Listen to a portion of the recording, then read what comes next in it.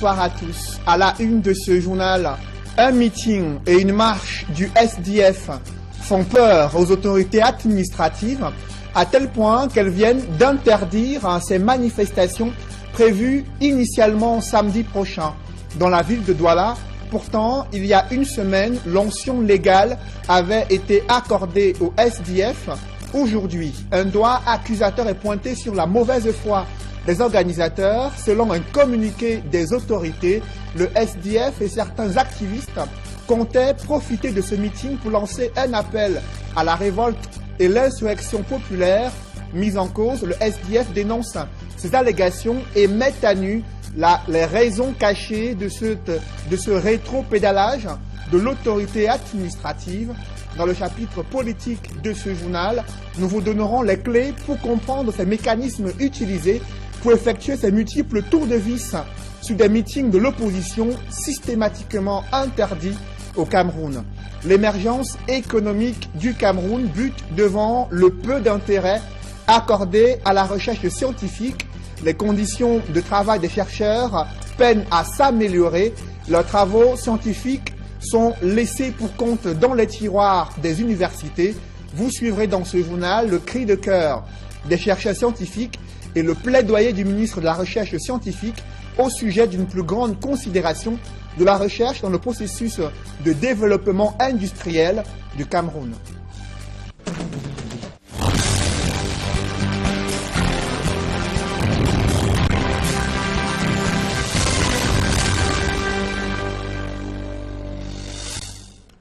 Merci de suivre cette édition complète de l'information sur Equinox Télévision.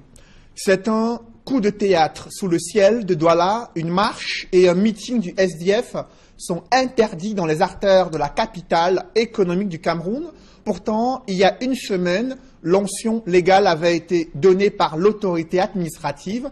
Elle vient de faire volte-face. Dans un communiqué, les autorités dénoncent la mauvaise foi du SDF et certains activistes sécessionnistes qui comptaient profiter de ce meeting pour lancer un appel à l'insurrection. Le SDF mis en cause crie au scandale, se montre choqué par les propos de l'autorité administrative et dénonce les manœuvres visant à museler l'opposition au Cameroun. Des précisions avec Eric Martial Ndiomo. Voici le communiqué par lequel le sous-préfet de l'arrondissement de Douala Premier interdit les manifestations projetées par le Social Democratic Front. Les raisons, selon l'administrateur civil, sont claires et fondées. Quand vous déclarez une manifestation, vous devez vous en tenir à l'objet pour lequel la manifestation a été déclarée. Si vous vous écartez de cet objet, vous devez vous attendre à ce que l'autorité administrative applique la loi. C'est pour ça d'ailleurs que dans la récépissation, on dit généralement que ni l'objet, ni l'itinéraire, lorsqu'il y a la marche, ne doivent être changés. Côté Social Democratic Front, Jean-Michel Nithieu, qui dit n'avoir pas été notifié, parle de raisons fallacieuses avancées par l'autorité administrative. La vérité, c'est que l'administration est aux ordres du RDPC et qu'elle veut nous empêcher de nous mouvoir. Mais je puis vous assurer que nous allons organiser notre marche qui est une marche pacifique. Le sous-préfet de Douala Premier estime que l'objet de la manifestation a été modifié dans le cours de la préparation de l'événement. Vous convenez avec moi que depuis que j'ai délivré un récépissé à cette formation politique-là, vous êtes témoin, dans les médias, ça allait dans tous les sens. J'ai écouté des vertes et des pas mûres. J'ai écouté tout sauf l'objet pour lequel la manifestation avait été déclarée. Dans ces conditions, je ne pouvais pas laisser la situation perdurer. J'ai pris mes responsabilités et j'ai interdit cette manifestation-là. Le député SDF fait savoir que la machine des préparatifs est lancée, plusieurs millions de francs CFA ont été engagés et donc malgré le communiqué du sous-préfet de Douala Premier, le meeting et la marche se dérouleront ce samedi. J'ai le récépissé du sous-préfet ici et jusqu'à présent je n'ai pas été notifié. Donc pour moi, cette marche aura lieu, elle est maintenue et nous continuons à la préparer de manière extrêmement sereine. Nous n'allons pas accepter qu'on nous réduise en esclavage dans notre propre pays. Les autres partis politiques qui s'étaient greffés à l'événement restent tout aussi fermes. Nous avons pris des dispositions, nous avons pris un engagement envers le peuple. Si cette manifestation est réprimandée, comme celle de 2008, alors l'administration sera responsable de toutes les dérives. Nous sommes décidés à marcher, à tenir ce meeting qui est pacifique. Le sous-préfet de l'arrondissement de Douala 1er, qui dit avoir pris ses responsabilités, promet en face que l'ordre régnera. Non, nous sommes habitués. Hein. J'ai eu à interdire une manifestation de ce même parti politique il y a quelque temps. Nous allons faire ce que nous avons l'habitude de faire pour que les citoyens vont paisiblement à leurs occupations. Les deux partis se donnent donc rendez-vous ce samedi. Tout est là-dedans. Asseyez-vous. Vous l'avez suivi, les différentes réactions des acteurs politiques impliqués dans ce meeting qui vient d'être interdit par l'autorité administrative. Comment expliquer ces multiples tours de vis sur des meetings politiques de l'opposition interdits dans la ville de Douala, alors que ceux du RDPC peuvent se tenir sans grande difficulté? Des avocats ont pu déceler des mécanismes subtils utilisés par l'autorité administrative pour museler l'opposition. Des précisions avec Sylvestre Hippolyte Zangao. Récépissé de déclaration de manifestation publique avec occupation temporaire de la voie publique. Nous, sous-préfet de l'arrondissement de Douala 1er. L'organisation des manifestations publiques au Cameroun est-elle uniquement réservée au RDPC, comme ne cessent de le dénoncer les partis politiques de l'opposition? Non, répondent des avocats. Toute personne ou association peut y prétendre, en suivant simplement le processus qui encadre la déclaration de la manifestation. Le législateur a voulu que pour les manifestations publiques, les organisateurs se limitent seulement à faire la déclaration auprès du sous-préfet compétent. Et dès que ce sous-préfet reçoit la déclaration de manifestation, il doit donner le récépissé. Et ce récépissé tient lieu d'autorisation, c'est-à-dire c'est le titre en vertu duquel la manifestation peut se tenir. La déclaration doit être faite 7 jours au moins avant le jour de la tenue de la manifestation. Si la déclaration auprès de l'autorité compétente est suffisante, cette autorité administrative peut se réserver le droit d'interdire cette manifestation si la menace de trouble à l'ordre public se signale. Si le sous-préfet estime que la manifestation doit porter atteinte grave à l'ordre public, à ce moment, il doit prendre un arrêté portant interdiction, soit un autre arrêté qui assigne un autre endroit. S'il estime que c'est l'endroit qui n'est pas indiqué s'agissant de l'ordre public, il prend un arrêté pour indiquer un autre endroit, ou il prend un arrêté pour interdire. La loi au Cameroun donne cependant la possibilité aux demandeurs d'attaquer la décision du sous-préfet devant le tribunal compétent. L'arrêté du sous-préfet portant interdiction de la manifestation publique peut être déféré devant le président du tribunal de grande instance du ressort territorial où la manifestation devrait se tenir. Et le législateur impartit à ce président du tribunal 8 jours seulement pour statuer. Ces autorités utilisent souvent la ruse. Et lorsqu'il y a une déclaration de manifestation et qu'elles ne veulent pas qu'elle se tienne, au lieu de prendre l'arrêté comme prévoit la loi pour interdire, elles se bornent souvent à interdire par simple communiqué ou par simple lettre, acte qui ne peut pas être déféré devant le tribunal de grande instance. Et cela paralyse le droit des manifestants à contester la décision d'interdiction des autorités administratives. L'organisation d'une manifestation publique est donc un droit réservé à tout citoyen qui en fait la déclaration. Mais toute observation faite, les juristes affirment que les autorités administratives ont souvent laissé apparaître dans leur décision d'interdire une manifestation un caractère partial qui s'appuie sur leur appréciation des risques de troubles à l'ordre public, parfois non avérés. Vous l'avez suivi, c'est un véritable coup de théâtre sous le ciel de Douala, une marche et un meeting du SDF sont interdits selon un communiqué de l'autorité administrative. Pourtant, il y a une semaine, l'onction légale avait été donnée aux partis de l'opposition pour organiser ces manifestations politiques initialement prévues le samedi 21 octobre 2017 dans les artères de la ville de Douala. Comment expliquer ce rétro-pédalage? L'autorité administrative dénonce la mauvaise foi du SDF et la présence des activistes sécessionnistes qui souhaitent faire appel à une insurrection populaire, ce qui a suscité l'interdiction selon l'autorité administrative. Et au sujet de ces accusations, le président régional du SDF pour le littoral, le député Jean-Michel Nitieux, est l'invité de ce journal. Honorable député, bonsoir. Bonsoir.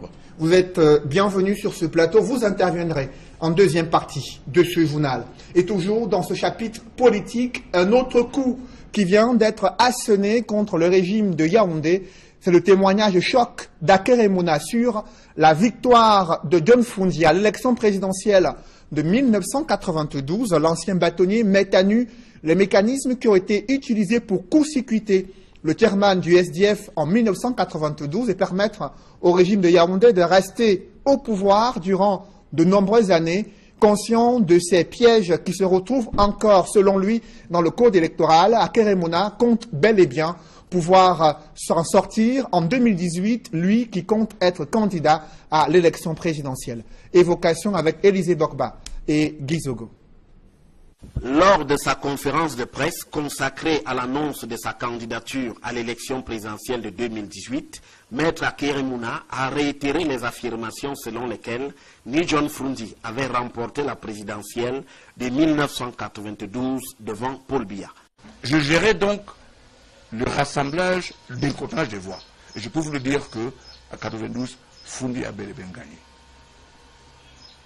Puisqu'on n'avait pas de documents, j'ai pris les résultats des législatives qui suivaient, qui venaient avant, pour pouvoir connaître les départements et les circonscriptions, pour mettre les voix comme ça venait. On avait des volontaires d'université, il y en avait plein. Il y avait une salle et chacun avait un département. On a donc commencé ce qu'on fait maintenant, à annoncer, nous, tous les jours, les résultats qu'on avait, pour montrer qu'on avançait. De fait, poursuit-il, c'est l'état d'esprit général qui n'inclinait pas à envisager l'arrivée de ni John Froundi à Etoudi. Et le père Hamzé est parti, qui était un proche de nos familles. Il a dit à Bernard, Ben, si c'était toi, tu gagnais. Mais vous pensez qu'on va prendre le pays ici, là, tout le pays ici, là? On en a quelqu'un qu'on ne connaît pas? Dans cette veine, le candidat à la présidentielle indique que pour l'establishment, c'est la personne du leader du SDF qui était en cause. S'agissant de la crise anglophone, le néo-candidat s'inspire d'un exemple en lien avec sa personne pour l'illustrer. Quand je reviens de Londres comme avocat, au lieu qu'on m'inscrive directement à Motrembal, parce que mes diplômes sont en anglais, il faut l'équivalent, et ça me prendra 4 ans, n'est-ce pas, pour être inscrit au grand tableau. 4 ans. Il y a d'autres qui étaient venus avec moi, qui étaient inscrits plus rapidement. À ceux qui désespèrent du code électoral, en le qualifiant d'obstacle quasi infranchissable, Maître Akeremona indique que rien n'est au-dessus de la volonté du peuple. C'était ce que nous avons, et nous comprenons comment le système est, mais ce qui n'est pas dans nos codes, c'est comment gérer la volonté du peuple. Mais là, c'est plus compliqué. Et c'est sur ça que je me mise. Je sais qu'aucun Camerounais, qu'il soit anglophone ou francophone, est dans sa peau, bien dans sa peau maintenant. C'est impossible. Il faut se promener, il faut voir. Ce code-là, comme je dis, ne gère pas la volonté du peuple. Et c'est tout ce qui nous reste. Lancé à fond dans la bataille de la présidentielle, Maître Akeremona semble ne rien redouter pour l'instant de l'arène politique camerounaise. Et toujours dans le prolongement de cette actualité concernant la crise sociopolitique anglophone et ce meeting de l'opposition interdit dans la ville de Douala. Je vous annonce ici, sur ce plateau, la présence du président régional du SDF pour le littoral, le député Jean-Michel Mithieu, l'invité politique. Il s'exprime en deuxième partie de ce journal. En bref, à présent, cette découverte macabre qui défraie la chronique dans la ville de Thian, département de la Menois, région de l'Ouest. Le corps d'une sexagénaire a été retrouvé dans un puits d'eau. Sa famille est choquée, mais au regard de la configuration et l'architecture de ce puits d'eau, les circonstances du drame suscitent des spéculations. Une enquête a été ouverte pour en savoir davantage sur ce drame survenu à Thian, dans le département de la Menois. Et une sous-préfecture qui a été cambriolée à Botmakak, dans le département du Nyong-Ekele. Des bureaux ont été saccagés. Une importante somme d'argent a été volée dans les bureaux du sous-préfet de Botmakak, dans le département du Nyong-Ekele. Les autorités parlent d'environ 800 000 francs CFA emportés, selon les autorités. Parlons à présent des hépatites virales qui font de la résistance dans les milieux du travail, mais également dans la société camerounaise. Les experts de la santé tirent la sonnette d'alarme sans que des politiques publiques en matière de santé et concernant ces maladies ne soient clairement établies. On en parle dans ce reportage de Flavien Dongo. Les hépatites virales, classées parmi les maladies infectieuses, font de la résistance au Cameroun. Pour des médecins, les raisons de cette résistance se trouvent au sein de la population indélicate. Les moyens de transmission sont communs, les mêmes, c'est-à-dire par voie sexuelle, par voie sanguine, ainsi que les sécrétions, et de la mère à l'enfant lors de l'accouchement. Par contre, l'hépatite C, c'est surtout la voie sanguine. La voie sexuelle est un peu plus rare avec l'hépatite C. Des modes de transmission presque balayés du revers de la main par des victimes d'aujourd'hui. Des malades que l'on retrouve désormais dans des entreprises et dont le diagnostic révélé lors des consultations internes dévoile des imperfections. Nous avons dit que ce diagnostic est important, surtout pour pouvoir distinguer des cas de maladies chroniques, parce que les hépatites qui sont chroniques ne sont pas souvent vues au premier lieu, parce que les symptômes ne sont pas toujours apparents. Des médecins et les patrons d'entreprises qui sont à l'école de la médecine au cours du colloque de promotion de la santé des salariés en entreprise à Douala ont pour objectif non seulement d'améliorer la qualité de la prise en charge des personnes victimes des hépatites, mais également de contribuer à réduire la prévalence de la pathologie au Cameroun. Les hépatites au Cameroun, c'est toujours un petit peu pareil. On avait dit que pour l'hépatite B, c'est disons entre 10 et 12%, et pour l'hépatite C, c'était 14%, mais là, parce qu'on s'est aperçu que les taux sont élevés chez les gens qui ont plus de 45 ans, 50 ans, et c'est très faible chez les enfants. Un Cameroun qui compte seulement 40 gastro-entérologues. Voilà qui interpelle les pouvoirs publics à multiplier le nombre de gastro-entérologues à travers la formation des spécialistes. Malgré leur rôle crucial dans l'innovation et le développement industriel, des chercheurs scientifiques sont toujours des laissés pour compte. Au Cameroun, les conditions de travail peinent à s'améliorer et les pouvoirs publics accordent peu d'intérêt à la recherche scientifique.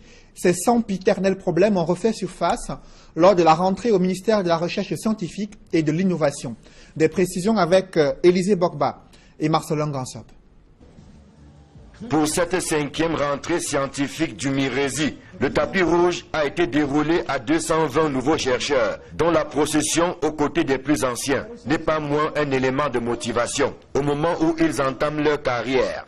Des chercheurs qui ne demandent pas mieux qu'un bon traitement salarial et de meilleures conditions de travail pour limiter la fuite des cerveaux vers d'autres horizons, à l'instar de l'enseignement supérieur où les acteurs sont mieux rémunérés. Pour que le chercheur mène à bien ses activités, je voudrais que, surtout nous les nouveaux chercheurs, je voudrais qu'on mette à notre disposition des seniors, des chercheurs seniors qui puissent nous accompagner, mettre à notre disposition des moyens financiers, l'équipement des laboratoires par exemple, de mettre encore l'accent sur la convention pour qu'on puisse transférer les technologies qui sont faites ailleurs pour pouvoir les implémenter au Cameroun. Vous savez, il y a un dicton qui dit le ventre affamé n'a point d'oreille. Alors nous, en tant que jeunes chercheurs au mieux grade attaché, nous voudrons que les conditions de vie du chercheur, surtout du jeune chercheur qui vient d'entrer dans le métier, puissent être améliorées. Parce que nous savons que la fonction publique est assez lourde pour ce qui est le traitement des dossiers. Nous voulons que les dossiers soient accélérés de plus en plus pour que nous puissions enfin avoir rien que le minimum pour survivre et pour pouvoir avoir des conditions agréables pour mieux rechercher. Des préoccupations qui vont en droite ligne avec la leçon inaugurale, dont le thème a porté sur les défis de la consolidation d'une masse critique de chercheurs au service du développement du Cameroun. Le constat qui est fait, c'est que les résultats de la recherche ne sont pas suffisamment valorisés, alors même que les inventions camerounaises ne se comptent plus et remportent même des lauriers à l'international. Vous mangez le maïs toute l'année maintenant. Ça, c'est le travail d'un éminent chercheur, Téchard, qui avait trouvé à peu près 23 variétés de nouveaux maïs. Donc toute l'année, nous pouvons avoir du maïs. Je pense que vous savez que nous avons gagné 5 médailles d'or au Salon international de Genève. Vous ne pouvez pas dire qu'en Suisse, on leur a donné ça par complaisance. Nous les avons gagnés. C'est-à-dire que nos chercheurs sont compétents, nos chercheurs sont excellents. Mon souhait, c'est que les entreprises camerounaises puissent désormais prendre les résultats de la recherche pour produire des biens et services pour le bonheur du peuple camerounais. Les chercheurs camerounais sont toujours dans l'attente de leur nouveau statut et d'autres promesses faites par le gouvernement en termes d'amélioration du cadre et de leurs conditions de travail.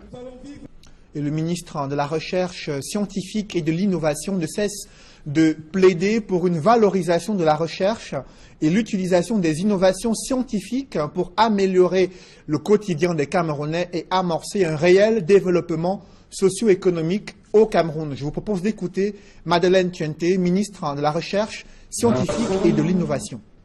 Vous savez que dans tous les pays qui se sont développés et qui ont fait un bond qualitatif et quantitatif pour devenir émergents, comme dans les pays d'Asie du Sud-Est, ce sont les trouvailles, ce sont les découvertes, les résultats de la recherche qui ont permis à ces pays-là de bondir dans l'émergence. Parce que tant que un pays ne recherche pas, tant qu'un pays n'innove pas et utilise ses propres résultats pour développer son pays, le pays est voué à l'échec. Notre attente, c'est que, avec les résultats de la recherche, que nous puissions soutenir les entreprises camerounaises pour qu'elles deviennent compétitives. Vous voyez maintenant, même avec les APE, si nous n'avons pas des entreprises compétitives, nous sommes appelés à disparaître en tant que nation productrice. Voilà, nous attendons que les chercheurs puissent trouver des solutions à tous les problèmes, parce qu'il y a la recherche agricole, il y a la recherche médicale, il y a la recherche même sociétale. Notre société est en train de passer des moments difficiles. Je vais faire une certaine conférence pour que sur le plan scientifique, que les chercheurs donnent leur avis scientifique. Parce que la société camerounaise change, mais si les chercheurs ne disent pas au gouvernement que voilà certaines solutions pour appuyer le gouvernement dans la prise de décision. Voilà le rôle du chercheur. Le chercheur est là pour trouver des solutions aux problèmes posés par la société.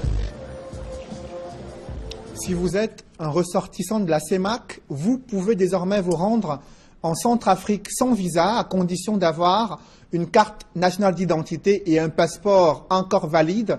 Les autorités centrafricaines ont décidé de mettre en application les accords des chefs d'État de la CEMAC sur la libre circulation des biens et des personnes. Cependant, les transporteurs routiers qui font la ligne Douala, le corridor Douala-Bangui, espèrent que les tracasseries observées sur ce corridor, et notamment à l'entrée de la Centrafrique, vont cesser avec la mise en application de cet accord de libre circulation des biens et des personnes. Farel Bounia et Sylvestre Zangao. Au lieu d'Iyassa, sur la nationale numéro 3, des camions transportant de la marchandise circulent dans les deux sens. Dans un garage situé non loin de là, nous trouvons Hassana Boukar en train de réparer son camion.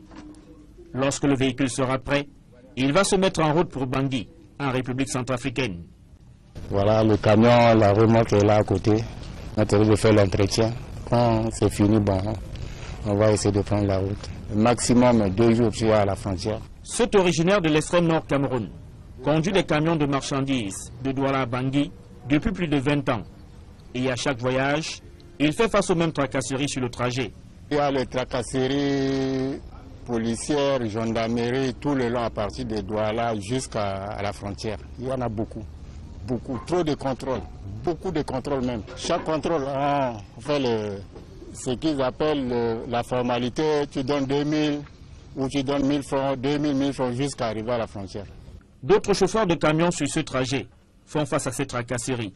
Nicodème Fengo, lui, transporte des hydrocarbures vers la République centrafricaine. À la frontière, pour entrer, il y a beaucoup de papiers, il faut signer ceci, signer cela, le laisser passer, et 2000 francs pour le laisser passer. Et la même chose pour les carnets de vaccination, ça peut coûter même 4000 francs. La décision du président centrafricain de mettre en pratique la libre circulation des personnes et des biens, conformément aux accords des chefs d'État de la CEMAC, est donc saluée par les transporteurs qui pensent que cela va limiter les tracasseries à la frontière. Naturellement, si ça s'applique, on peut qu'être content du fait que cette tracasserie au niveau des frontières va s'arrêter. Et quand je parle de la tracasserie, je vois ce document qui appelait laisser-passer. Nous déboursons 3 000 francs par personne. Si nous sommes 2 dans le camion, ça veut dire minimum 6 000 francs. Aujourd'hui, si avec votre passeport, vous pouvez entrer, je pense que c'est la bienvenue pour le transporteur que nous sommes. Après le Tchad, il y a quelques mois, la République centrafricaine a donc elle aussi décidé d'ouvrir ses frontières aux ressortissants de la sous-région CEMAC. Dans l'escale internationale, Lomé est le théâtre de plusieurs affrontements entre population, opposition et des forces de l'ordre, les populations et l'opposition qui réclament le respect des réformes constitutionnelles d'avant 1992 qui permettraient à ce que l'actuel président togolais ne puisse plus se représenter pour un 3e mandat à la tête du pays. Des affrontements qui ont déjà fait plusieurs morts selon des organisations de la société civile internationale. Des précisions avec Gladys Sidi. Malgré l'interdiction de toute manifestation par le gouvernement togolais, l'opposition a fait la sourde oreille. Elle a de nouveau appelé ses partisans à descendre dans les rues pour demander la démission du président Faure Gnassingbe, héritier d'une famille au pouvoir depuis 50 ans. Dans les villes de Lomé et de Sokodé, au moins 4 personnes ont été tuées par balle au cours d'affrontements entre manifestants et forces de l'ordre, selon le ministre de la Sécurité. Yak Dameham a tenu à préciser que les forces de l'ordre n'étaient pas les seules à détenir des armes. Il est donc difficile de dire qui a tiré, selon lui. L'opposition qui avait appelé à manifester a fait pour sa part état de 2 morts et d'au moins 20 blessés graves. Les villes de Lomé et de Sokodé sont restées quadrillées ce jeudi par un impressionnant dispositif mis en place par les forces de sécurité. Le pays est agité depuis le mois d'août, mais l'arrestation d'un imam lundi, proche des opposants du Parti national panafricain, a mis le feu aux poudres. On a appris qu'ils ont arrêté notre Alpha Sam. On ne sait pas pourquoi ils l'ont arrêté. Nous sommes là ici. Pourquoi le libère? Si on ne le libère pas, le Togo sera en deuil. Donc nous, on veut la libération de notre Alpha. S'il est libéré, nous, on va laisser les manifestations. Le PNP s'est d'ailleurs allié à 13 autres partis de l'opposition pour demander le retour à la Constitution de 1992 qui limite à 2 le nombre de mandats présidentiels et le départ de Faure Gnassingbe, élu en 2005, dans un contexte de violence. 12 personnes, dont une majorité d'adolescents, ont été tuées en à peine 2 mois. Dans une poussière de seconde, la deuxième partie de ce journal.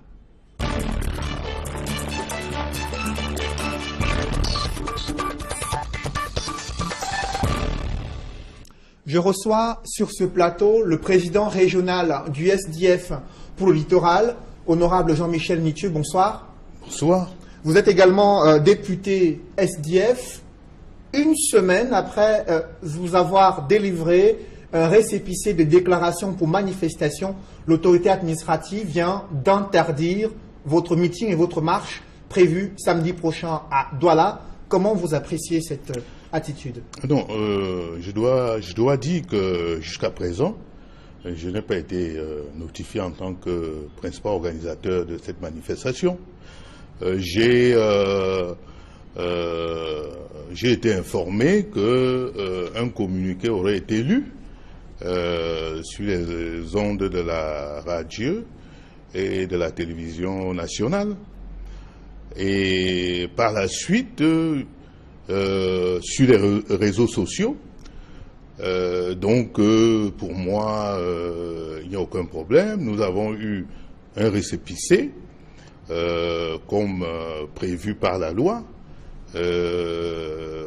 qui a suivi notre déclaration, et donc nous considérons que il n'y a aucun problème de ce côté, et nous préparons tout à fait sereinement notre manifestation. Alors vous ignorez donc ce communiqué du sous-préfet de Douala 1er qui informe l'opinion nationale de ce qu'il vient d'interdire un meeting du SDF, et il évoque certains motifs que je souhaite partager avec vous. Il pointe un doigt accusateur sur la mauvaise foi des organisateurs de ce meeting. Il estime qu'il y a des activistes qui sont sécessionnistes et qui comptent profiter de ce meeting pour faire des appels à la haine, la révolte et l'insurrection populaire. Est-ce que vous comptez profiter de ce meeting pour mener de telles actions? C'est le sous-préfet et ses patrons qui sont de mauvaise foi. Parce que, vous savez, j'ai pris des engagements. Lesquels engagements? Vous savez, la loi prévoit que quand on va organiser une manifestation, on la déclare. On est en régime de déclaration et l'autorité administrative territorialement compétente délivre un récépissé. Voilà, ça c'est la loi. Mais en dehors de la déclaration, le sous-préfet de Douala 1er et le préfet du Vouri m'ont obligé pratiquement à signer un engagement comme quoi je devais assurer la bonne tenue de la manifestation et qu'il n'y aurait pas de débordement. J'ai pris cet engagement-là par écrit. Ça, c'est même pas prévu par la loi. Donc, je ne peux pas comprendre que l'autorité administrative me fasse un procès d'intention, alors que la manifestation n'a même pas encore eu lieu. Mais elle estime que l'objet de la manifestation a changé au regard des informations qui lui parviennent. Elle estime qu'il y a de nombreux activistes qui vont s'introduire dans la manifestation, qui vont appeler à l'insurrection populaire. Est-ce que vous préparez cette manifestation comme le pense l'autorité administrative? Décidément, le ridicule ne tue pas. Est-ce que moi, je suis responsable de ce que les gens écrivent sur les réseaux sociaux? C'est quand même incroyable que sur la base des informations puisées sur les réseaux sociaux, qu'une autorité administrative se permette, n'est-ce pas, de faire le trop pédalage en ce qui concerne une manifestation d'une telle ampleur. C'est de l'irresponsabilité.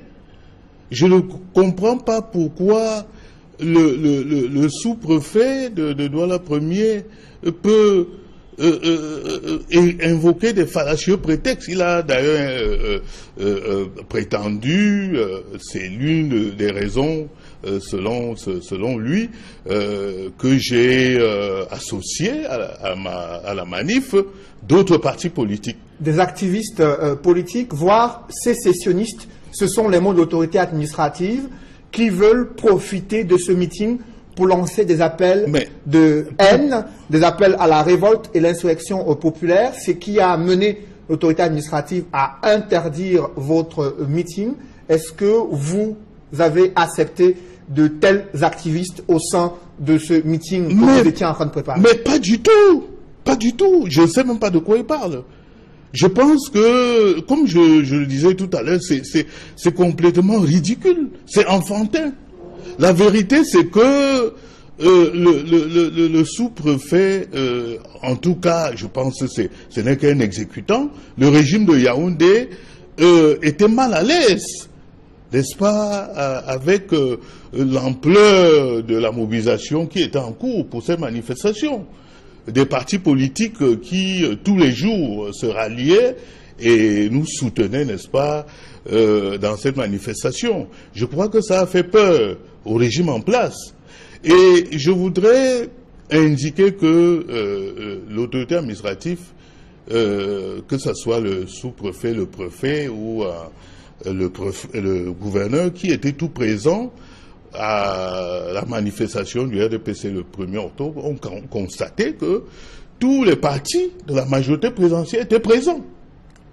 Et ils n'ont pas invoqué, n'est-ce pas, cette présence pour interdire la manifestation. Mais ce ne sont pas les mêmes messages qui ont été délivrés, soit par le RDPC que le SDF. Le SDF ici est soupçonné de vouloir divulguer des messages qui pourraient menacer la sécurité des populations. Je dois vous dire, c'est pas une révélation, j'ai rencontré le gouverneur hier, à sa demande. Quelle était la teneur de il était préoccupé par la teneur de nos messages. Il m'a dit que nous avons parlé de massacre en zone anglophone. Ce que j'assume entièrement, parce qu'il y a eu massacre. Lui-même est d'accord avec le chiffre au moins de 30 personnes qui ont été tuées en zone anglophone. 30 personnes, c'est quoi? C'est pas un massacre? Est-ce qu'il faut 3000 personnes pour parler de massacre? Il a estimé que je ne devais pas parler de déportation. Quand on arrête des compatriotes à Bamenda, et on les transfère à Yaoundé, alors qu'il y a des démembrements des juridictions militaires à Bamenda. On appelle ça quoi? On appelle déportation.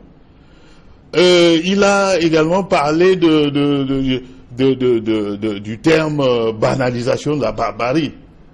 Effectivement, il y a une banalisation de la barbarie. On n'a jamais vu un régime tuer autant en temps de paix, depuis que le régime Biya est là, depuis 82, c'est des séquences de massacres, que ce soit en 84, avec des exécutions sommaires, extrajudiciaires des putschistes, que ce soit en 1990 pendant les villes mortes. Alors, au regard de ces messages-là, que ce soit pendant le commandement opérationnel, que ce soit en 2008 et tout récemment pendant cette crise anglophone. Alors, au regard de ces messages, qu'est-ce que le gouverneur vous a dit? Au regard des messages que vous étiez en train de préparer. Le gouverneur m'a demandé en quelque sorte de mettre de l'eau dans mon vin.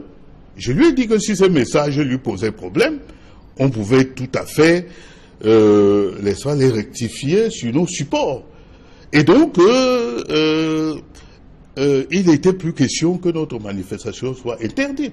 Je rappelle quand même que je suis un élu de Douala. Je ne peux pas comprendre que toutes les manifestations que j'organise, l'espace soit aux yeux de l'autorité administrative, porteur de germes de guerre civile, de tout ce que vous voulez. C'était déjà le cas en mars de cette année.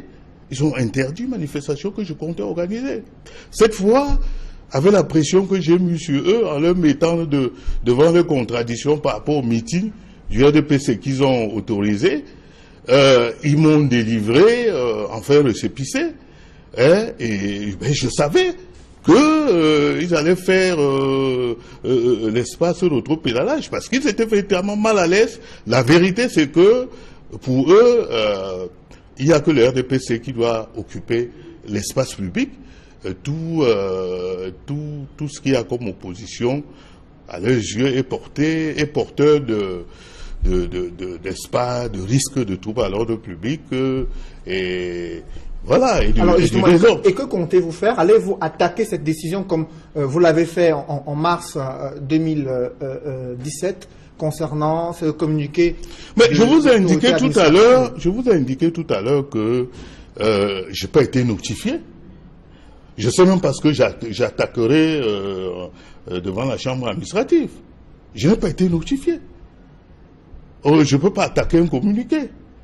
Et je voudrais préciser que quand j'ai entendu dans votre reportage un éminent juriste parler, n'est-ce pas, des voies de recours qu'il y a dans des cas pareils d'interdiction, mais c'est une vue de l'esprit. Vous savez que nous avons saisi la chambre administrative au mois de mars. Jusqu'à présent, l'affaire n'a même pas été enrôlée. L'affaire n'a même pas été enrôlée plus de 8 mois après, alors que la loi leur donne 8 jours. Vous comprenez? Mon avocat fait des tonnes de correspondance qui sont restées sans réponse. Donc, je pense qu'on est dans un régime totalitaire, où la justice est aux ordres, l'administration est aux ordres, et que la seule façon, n'est-ce pas, de conquérir notre liberté, c'est dans la rue. Merci, honorable Jean-Michel Nitieux. Je rappelle que vous êtes député SDF et président régional du SDF pour le littoral. Mesdames, messieurs, un public reportage avant la fin de ce journal, Traffic Motors, qui ouvre ses portes à tous ses clients et tous les automobilistes qui souhaitent obtenir des pièces de rechange pour leurs véhicules, pièces de rechange qui sont désormais accessibles à des prix promotionnels. Reportage. De multiples pièces de rechange proposées par Tractafrique Motors à son aimable clientèle à travers une foire exposition, avec des réductions sur plusieurs articles allant de moins 30 à moins 80%. C'est la deuxième édition des Journées Sassaye à Douala. Les Journées Sassaye sont des solutions logistiques apportées aux transporteurs, aux interurbains, aux transporteurs routiers et aux forestiers en termes de pièces de rechange. Donc il faut dire que c'est un événement qui vient compléter le service camp que nous avons lancé, qui est le free check ou alors la visite technique gratuite à tous les acteurs de la logistique qui utilisent nos produits. Les journées Sassaye, les remises vont de moins 30 à moins 80%. Les cibles sont les propriétaires des véhicules, les garages, les entreprises. Il faut aussi dire que les journées Sassaye s'inscrivent dans la lignée du service WIC qui a commencé dans nos ateliers à Douala la semaine dernière et qui se poursuivent à Yaoundé durant cette semaine. Tractafrique Motors est le concessionnaire automobile des camions Mercedes-Benz, camions Jack, Evobus, bus MCV, véhicules Mercedes-Benz, Ford, Mitsubishi, Hyundai, Renault. Sur place, une équipe d'experts renseigne les visiteurs sur les différents articles en promotion. En ce qui concerne la partie véhicule industriel, nous avons les pièces de carrosserie, nous avons les amortisseurs, nous avons la suspension, nous avons le freinage. Nous invitons tous nos clients de passer, faire un tour et éventuellement d'envoyer leur véhicule à Yaoundé parce que le service camp continue de se dérouler à Yaoundé. C'est l'occasion ici pour toute notre clientèle de s'acheter des pièces à des prix pratiquement cadeaux. Tractafrique reste disponible à apporter la réponse à toutes les demandes de sa clientèle. Afin de maintenir sa position en tant que concessionnaire de référence au Cameroun, Tractafrique Motors s'appuie sur des valeurs telles que la proximité avec sa clientèle, l'excellence et surtout l'engagement au travail. À très bientôt sur notre site d'apprentissage pour bénéficier de remises exceptionnelles. Ça se passe ici. Mesdames, messieurs, c'est la fin de ce journal. Merci de l'avoir suivi. Ne manquez pas votre rendez-vous ce soir, Regard social, qui revient sur la catastrophe ferroviaire des Écarts, un an après cette tragédie, la pire catastrophe jamais vécue au Cameroun. Un épisode douloureux, encore vivace dans la mémoire de nombreuses familles déchirées par cette tragédie. Vous suivrez tout cela sur Regard social, émission présentée par Éric Fernand Kwamo. Bonne soirée sur Equinox Télévision.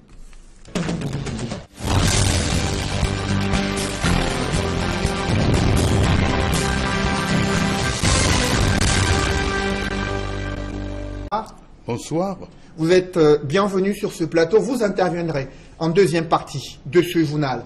Et toujours dans ce chapitre politique, un autre coup qui vient d'être asséné contre le régime de Yaoundé C'est le témoignage choc d'Akeremuna sur la victoire de John Fundi à l'élection présidentielle de 1992. L'ancien bâtonnier met à nu les mécanismes qui ont été utilisés pour court-circuiter le chairman du SDF en 1992 et permettre au régime de Yaoundé de rester au pouvoir durant de nombreuses années, conscient de ces pièges qui se retrouvent encore, selon lui, dans le code électoral. Akeremuna compte bel et bien pouvoir s'en sortir en 2018, lui qui compte être candidat à l'élection présidentielle. Évocation avec Élisée Bokba et Guy Zogo. Lors de sa conférence de presse consacrée à l'annonce de sa candidature à l'élection présidentielle de 2018, Maître Akeremuna a réitéré les affirmations selon lesquelles ni John Fundi avait remporté la présidentielle de 1992 devant Paul Biya. Je gérais donc le rassemblage, le décomptage des voix. Et je peux vous le dire qu'à 92, Fundi a bel et bien gagné. Puisqu'on n'avait pas de documents, j'ai pris les résultats des législatives qui suivaient, qui venaient avant, pour pouvoir connaître les départements et les circonscriptions, pour mettre les voix comme ça venait. On avait des volontaires d'université, il y en avait plein. J'avais une salle et chacun avait un département. On a donc commencé ce qu'on fait maintenant, à annoncer, nous, tous les jours, les résultats qu'on avait, pour montrer qu'on avançait. De fait, poursuit-il, c'est l'état d'esprit général qui n'inclinait pas à envisager l'arrivée de Ni John Fundi à Etoudi. Et le père Hamzé est parti, qui était un proche de nos familles. Il a dit à Bernard, Ben, si c'était toi, tu gagnais. Mais vous pensez qu'on va prendre le pays ici, là, tout le pays ici, là. On en a quelqu'un qu'on ne connaît pas. Dans cette veine, le candidat à la présidentielle indique que pour l'establishment, c'est la personne du leader du SDF qui était en cause. S'agissant de la crise anglophone, le néo-candidat s'inspire d'un exemple en lien avec sa personne pour l'illustrer. Quand je reviens de Londres comme avocat, au lieu qu'on m'inscrive directement, on me trimballe, parce que mes diplômes sont en anglais, il faut l'équivalent, et ça me prendra 4 ans. N'est-ce pas, pour être inscrit au grand tableau. 4 ans. Il y a d'autres qui étaient venus avec moi, qui étaient inscrits plus rapidement. À ceux qui désespèrent du code électoral, en le qualifiant d'obstacle quasi infranchissable, Maître Akeremuna indique que rien n'est au-dessus de la volonté du peuple. C'était ce que nous avons, et nous comprenons comment le système est, mais ce qui n'est pas dans nos codes, c'est comment gérer la volonté du peuple. Mais là, c'est plus compliqué. Et c'est sur ça que je me mise. Je sais qu'aucun Camerounais, qu'il soit anglophone ou francophone, est dans sa peau, bien dans sa peau maintenant. C'est impossible. Il faut se promener, il faut voir. Ce code-là, comme je dis, ne gère pas la volonté du peuple. Et c'est tout ce qui nous reste. Lancé à fond dans la bataille de la présidentielle, Maître Akeremuna semble ne rien redouter pour l'instant de l'arène politique camerounaise. Et toujours dans le prolongement de cette actualité concernant la crise sociopolitique anglophone et ce meeting de l'opposition interdit dans la ville de Douala, je vous annonce ici sur ce plateau la présence du président régional du SDF pour le littoral, le député Jean-Michel Nitieux, l'invité politique. Il s'exprime en deuxième partie de ce journal. En bref, à présent, cette découverte macabre qui défraie la chronique dans la ville de Tchang, département de la Menois, région de l'Ouest. Le corps d'une sexagénaire a été retrouvé dans un puits d'eau. Sa famille est choquée, mais au regard de la configuration et l'architecture de ce puits d'eau, les circonstances du drame suscitent des spéculations. Une enquête a été ouverte pour en savoir davantage sur ce drame survenu à Tchang, dans le département de la Menois. Et une sous-préfecture qui a été cambriolée à Botmakak, dans le département du Nyong-Ekele. Des bureaux ont été saccagés. Une importante somme d'argent a été volée dans les bureaux du sous-préfet de Botmakak, dans le département du Nyong-Ekele. Les autorités parlent d'environ 800 000 francs CFA emportés, selon les autorités. Parlons à présent des hépatites virales qui font de la résistance dans les milieux du travail, mais également dans la société camerounaise. Les experts de la santé tirent la sonnette. Le quotidien des Camerounais est amorcé un réel développement socio-économique au Cameroun. Je vous propose d'écouter Madeleine Tuenté, ministre de la Recherche scientifique et de l'Innovation. Vous savez que dans tous les pays qui se sont développés et qui ont fait un bond qualitatif et quantitatif pour devenir émergents, comme dans les pays d'Asie du Sud-Est, ce sont les trouvailles, ce sont les découvertes, les résultats de la recherche qui ont permis à ces pays-là de bondir dans l'émergence. Parce que tant que un pays ne recherche pas, tant qu'un pays n'innove pas et utilise ses propres résultats pour développer son pays, le pays est voué à l'échec. Notre attente, c'est que, avec les résultats de la recherche, que nous puissions soutenir les entreprises camerounaises pour qu'elles deviennent compétitives. Vous voyez maintenant, même avec les APE, si nous n'avons pas des entreprises compétitives, nous sommes appelés à disparaître en tant que nation productrice. Voilà, nous attendons que les chercheurs puissent trouver des solutions à tous les problèmes, parce qu'il y a la recherche agricole, il y a la recherche médicale, il y a la recherche même sociétale. Notre société est en train de passer des moments difficiles. Je vais faire une certaine conférence pour que sur le plan scientifique, que les chercheurs donnent leur avis scientifique. Parce que la société camerounaise change, mais si les chercheurs ne disent pas au gouvernement que voilà certaines solutions pour appuyer le gouvernement dans la prise de décision. Voilà le rôle du chercheur. Le chercheur est là pour trouver des solutions aux problèmes posés par la société. Si vous êtes un ressortissant de la CEMAC, vous pouvez désormais vous rendre en Centrafrique sans visa, à condition d'avoir une carte nationale d'identité et un passeport encore valide.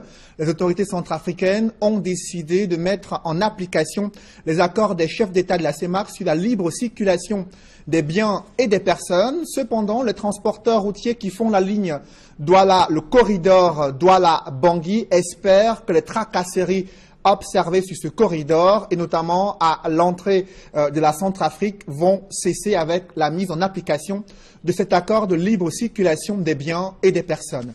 Farel Bounia et Sylvestre Zangao. Au lieu d'Iyassa, sur la nationale numéro 3, des camions transportant de la marchandise circulent dans les deux sens.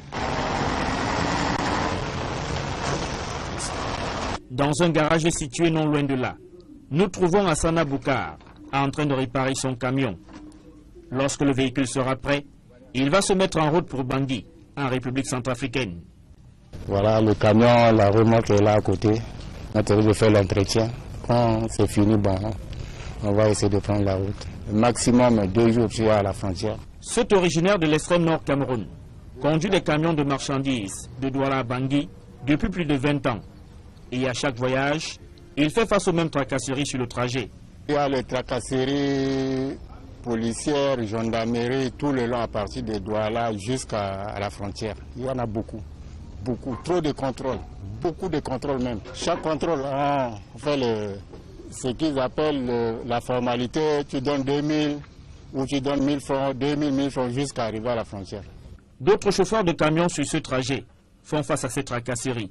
Nicodème Oussefengo, lui, transporte des hydrocarbures vers la République centrafricaine. À la frontière, pour entrer, il y a beaucoup de papiers, il faut signer ceci, signer cela, le laisser passer, et 2000 francs pour le laisser passer. Et la même chose pour les carnets de vaccination, ça peut coûter même 4000 francs. La décision du président centrafricain de mettre en pratique la libre circulation des personnes et des biens, conformément aux accords des chefs d'État de la CEMAC, est donc saluée par les transporteurs qui pensent que cela va limiter les tracasseries à la frontière. Naturellement, si ça s'applique, on peut qu'être content du fait que cette tracasserie au niveau des frontières va s'arrêter. Et quand je parle de la tracasserie, je vois ce document qui appelait laisser-passer. Nous déboursons 3 000 francs par personne. Si nous sommes 2 dans le camion, ça veut dire minimum 6 000 francs. Aujourd'hui, si avec votre passeport, vous pouvez entrer, je pense que c'est la bienvenue pour le transporteur que nous sommes. Après le Tchad, il y a quelques mois, la République centrafricaine a donc elle aussi décidé d'ouvrir ses frontières aux ressortissants de la sous-région CEMAC. Dans l'escale internationale, Lomé est le théâtre de plusieurs affrontements entre population, opposition et des forces de l'ordre, les populations et l'opposition qui réclament le respect des réformes constitutionnelles d'avant 1992 qui permettraient à ce que l'actuel président togolais ne puisse plus se représenter pour un troisième mandat à la tête du pays. Des affrontements qui ont déjà fait plusieurs morts.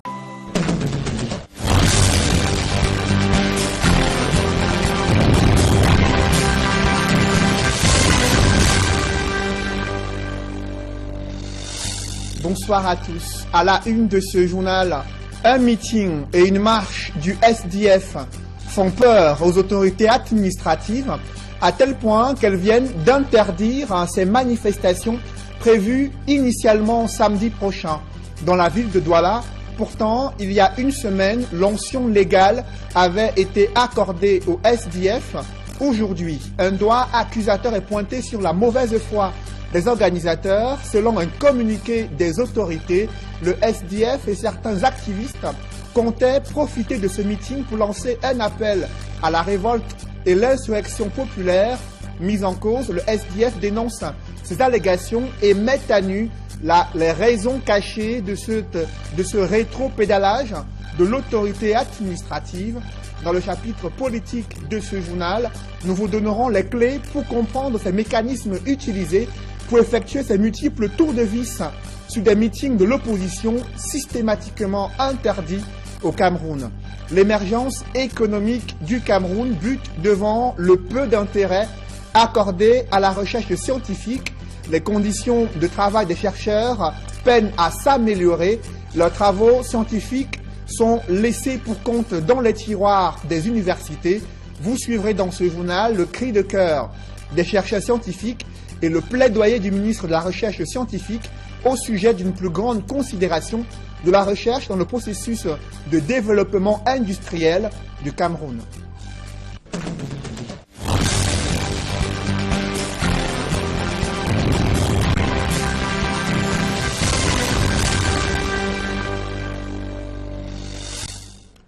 Merci de suivre cette édition complète de l'information sur Equinox Télévision.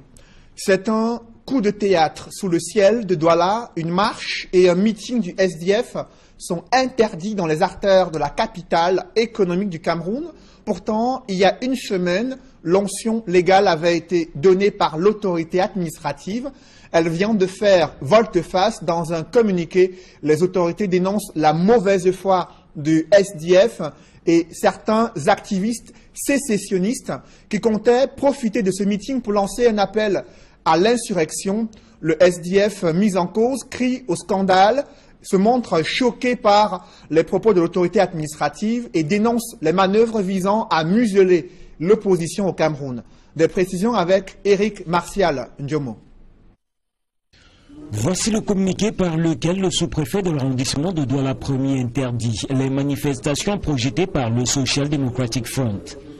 Les raisons, selon l'administrateur civil, sont claires et fondées. Quand vous déclarez une manifestation, vous devez vous en tenir à l'objet pour lequel la manifestation a été déclarée. Si vous vous écartez de cet objet, vous devez vous attendre à ce que l'autorité administrative applique la loi. C'est pour ça d'ailleurs que dans la récépissation, on dit généralement que ni l'objet, ni l'itinéraire, lorsqu'il y a la marche, ne doivent être changés. Côté Social Democratic Front, Jean-Michel Nithieu, qui dit n'avoir pas été notifié, parle de raisons fallacieuses avancées par l'autorité administrative. La vérité, c'est que l'administration est aux ordres du RDPC et qu'elle veut nous empêcher de nous mouvoir. Mais je puis vous assurer que nous allons organiser notre marche qui est une marche pacifique. Le sous-préfet de Douala Premier estime que l'objet de la manifestation a été modifié dans le cours de la préparation de l'événement. Vous convenez avec moi que depuis que j'ai délivré un récépissé à cette formation politique-là, vous êtes témoin, dans les médias, ça allait dans tous les sens. J'ai écouté des vertes et des pas mûres. J'ai écouté tout sauf l'objet pour lequel la manifestation avait été déclarée. Dans ces conditions, je ne pouvais pas laisser la situation perdurer. J'ai pris mes responsabilités et j'ai interdit cette manifestation-là. Le député SDF fait savoir que la machine des préparatifs est lancée, plusieurs millions de francs CFA ont été engagés et donc malgré le communiqué du sous-préfet de Douala 1er, le meeting et la marche se dérouleront ce samedi. J'ai le récépissé du sous-préfet ici et jusqu'à présent je n'ai pas été notifié. Donc pour moi, cette marche aura lieu, elle est maintenue.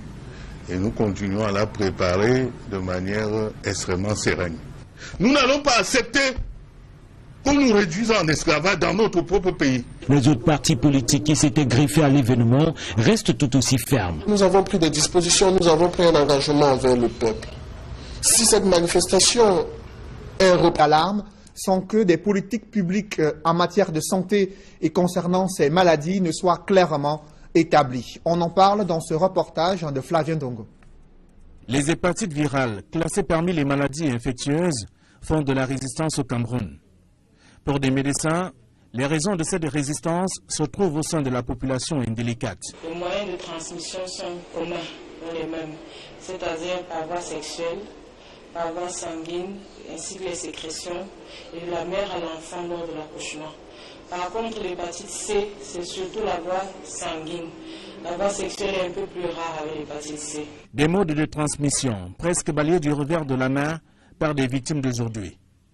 Des malades que l'on retrouve désormais dans des entreprises et dont le diagnostic révélé lors des consultations internes dévoile des imperfections. Nous avons dit que ce diagnostic est important, surtout pour pouvoir distinguer des cas de maladies chroniques, parce que les hépatites qui sont chroniques ne sont pas souvent vues au premier lieu, parce que les symptômes ne sont pas toujours apparents. Des médecins et les patrons d'entreprises qui sont à l'école de la médecine au cours du colloque de promotion de la santé des salariés en entreprise à Douala ont pour objectif non seulement d'améliorer la qualité de la prise en charge des personnes victimes des hépatites, mais également de contribuer à réduire la prévalence de la pathologie au Cameroun. Les hépatites au Cameroun, c'est toujours un petit peu pareil. On avait dit que pour l'hépatite B, c'est disons entre 10 et 12%, et pour l'hépatite C, c'était 14%, mais là, parce qu'on s'est aperçu que les taux sont élevés chez les gens qui ont plus de 45 ans, 50 ans, et c'est très faible chez les enfants. Un Cameroun qui compte seulement 40 gastro-entérologues. Voilà qui interpelle les pouvoirs publics à multiplier le nombre de gastro-entérologues à travers la formation des spécialistes. Malgré leur rôle crucial dans l'innovation et le développement industriel, des chercheurs scientifiques sont toujours des laissés pour compte. Au Cameroun, les conditions de travail peinent à s'améliorer et les pouvoirs publics accordent peu d'intérêt à la recherche scientifique. Ces sempiternels problèmes ont refait surface lors de la rentrée au ministère de la Recherche scientifique et de l'Innovation. Des précisions avec Élisée Bokba et Marcelin Gansop. Pour cette 5e rentrée scientifique du Mirési, le tapis rouge a été déroulé à 220 nouveaux chercheurs, dont la procession aux côtés des plus anciens n'est pas moins un élément de motivation au moment où ils entament leur carrière. Des chercheurs qui ne demandent pas mieux qu'un bon traitement salarial et de meilleures conditions de travail pour limiter la fuite des cerveaux vers d'autres horizons, à l'instar de l'enseignement supérieur où les acteurs sont mieux rémunérés. Pour que le chercheur mène à bien ses activités, je voudrais que, surtout nous les nouveaux chercheurs, je voudrais qu'on mette à notre disposition des seniors, des chercheurs seniors qui puissent nous accompagner, mettre à notre disposition des moyens financiers, l'équipement des laboratoires par exemple, de mettre encore l'accent sur la convention pour qu'on puisse transférer les technologies qui sont faites ailleurs pour pouvoir les implémenter au Cameroun. Vous savez, il y a un dicton qui dit le ventre affamé n'a point d'oreille. Alors nous, en tant que jeunes chercheurs promis au grade attaché, nous voudrons que les conditions de vie du chercheur, surtout du jeune chercheur qui vient d'entrer dans le métier, puissent être améliorées. Parce que nous savons que la fonction publique est assez lourde pour ce qui est le traitement des dossiers. Nous voulons que les dossiers soient accélérés de plus en plus pour que nous puissions enfin avoir rien que le minimum pour survivre et pour pouvoir avoir des conditions agréables pour mieux rechercher. Des préoccupations qui vont en droite ligne avec la leçon inaugurale, dont le thème a porté sur les défis de la consolidation d'une masse critique de chercheurs au service du développement du Cameroun. Le constat qui est fait, c'est que les résultats de la recherche ne sont pas suffisamment valorisés, alors même que les inventions camerounaises ne se comptent plus et remportent même des lauriers à l'international. Vous mangez le maïs toute l'année maintenant. Ça, c'est le travail d'un éminent chercheur, Téchard, qui avait trouvé à peu près 23 variétés de nouveaux maïs. Donc toute l'année, nous pouvons avoir du maïs. Je pense que vous savez que nous avons gagné 5 médailles d'or au Salon international de Genève. Vous ne pouvez pas dire qu'en Suisse, on leur a donné ça par complaisance. Nous les avons gagnés. C'est-à-dire que nos chercheurs sont compétents, nos chercheurs sont excellents. Mon souhait, c'est que les entreprises camerounaises puissent désormais prendre les résultats de la recherche pour produire des biens et services pour le bonheur du peuple camerounais. Les chercheurs camerounais sont toujours dans l'attente de leur nouveau statut et d'autres promesses faites par le gouvernement en termes d'amélioration du cadre et de leurs conditions de travail. Et le ministre de la Recherche scientifique et de l'Innovation ne cesse de plaider pour une valorisation de la recherche et l'utilisation des innovations scientifiques pour améliorer. Comme celle de 2008, alors l'administration sera responsable de toutes les dérives. Nous sommes décidés à marcher, à tenir ce meeting qui est pacifique. Le sous-préfet de l'arrondissement de Douala Premier, qui dit avoir pris ses responsabilités, promet en face que l'ordre régnera. Non, nous sommes habitués. J'ai eu à interdire une manifestation de ce même parti politique il y a quelque temps. Nous allons faire ce que nous avons l'habitude de faire pour que les citoyens vont paisiblement à leurs occupations. Les deux partis se donnent donc rendez-vous ce samedi. Tout est là-dedans. Asseyez-vous, asseyez-vous. Vous l'avez suivi, les différentes réactions des acteurs politiques impliqués dans ce meeting qui vient d'être interdit par l'autorité administrative. Comment expliquer ces multiples tours de vis sur des meetings politiques de l'opposition interdits dans la ville de Douala, alors que ceux du RDPC peuvent se tenir sans grande difficulté? Des avocats ont pu déceler des mécanismes subtils utilisés par l'autorité administrative pour museler l'opposition. Des précisions avec Sylvestre Hippolyte Zangao. Récépissé de déclaration de manifestation publique avec occupation temporaire de la voie publique. Nous, sous-préfet de l'arrondissement de Douala Premier. L'organisation des manifestations publiques au Cameroun est-elle uniquement réservée au RDPC, comme ne cessent de le dénoncer les partis politiques de l'opposition? Non, répondent des avocats. Toute personne ou association peut y prétendre, en suivant simplement le processus qui encadre la déclaration de la manifestation. Le législateur a voulu que pour les manifestations publiques, les organisateurs se limitent seulement à faire la déclaration auprès du sous-préfet compétent. Et dès que ce sous-préfet reçoit la déclaration de manifestation, il doit donner le récépissé. Et ce récépissé tient lieu d'autorisation, c'est-à-dire c'est le titre en vertu duquel la manifestation peut se tenir. La déclaration doit être faite 7 jours au moins avant le jour de la tenue de la manifestation. Si la déclaration auprès de l'autorité compétente est suffisante, cette autorité administrative peut se réserver le droit d'interdire cette manifestation si la menace de trouble à l'ordre public se signale. Si le sous-préfet estime que la manifestation doit porter atteinte grave à l'ordre public, à ce moment, il doit prendre un arrêté portant interdiction, soit un autre arrêté qui assigne un autre endroit.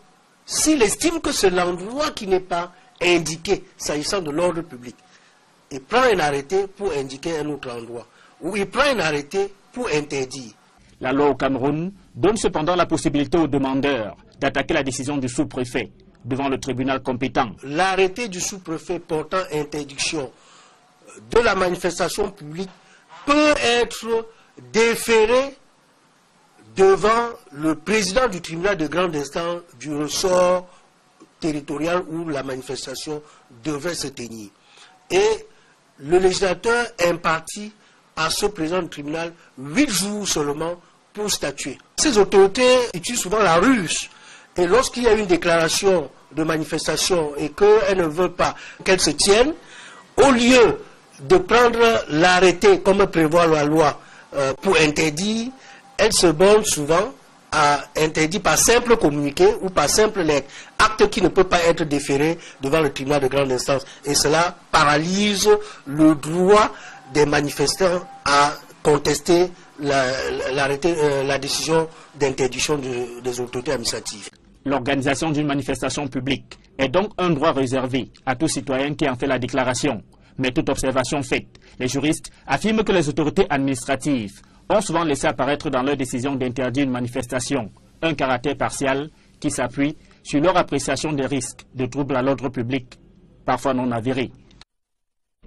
Vous l'avez suivi, c'est un véritable coup de théâtre sous le ciel de Douala. Une marche et un meeting du SDF sont interdits selon un communiqué de l'autorité administrative. Pourtant, il y a une semaine, l'onction légale avait été donnée aux partis de l'opposition pour organiser ces manifestations politiques initialement prévues le samedi 21 octobre 2017 dans les artères de la ville de Douala. Comment expliquer ce rétro-pédalage?